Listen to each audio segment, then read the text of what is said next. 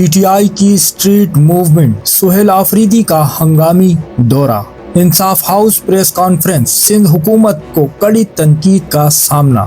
سیاست ایک بار پھر سڑکوں پر آ گئی ہے۔ عمران خان کی ہدایت پر تحریک انصاف نے اسٹریٹ موومنٹ کا باضابطہ آغاز کر دیا ہے۔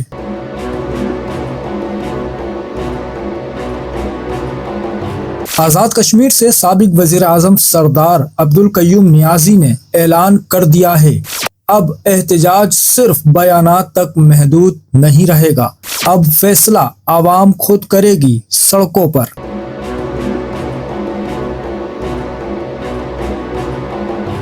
دوسری جانب خیبر پختونخوا کے ضلع ٹانگ میں ہونے والے دھماکے نے پورے ملک کو ہلا کر رکھ دیا۔ شہید پولیس اہلکاروں کے لواحقین سے اظہار یکجہتی کے لیے وزیر اعلیٰ خیبر پختونخوا محمد سہیل آفریدی خود ٹانگ روانہ ہوئے۔ وزیر اعلیٰ کا واضح پیغام، شہداؤں کو فراموش نہیں کیا جائے گا۔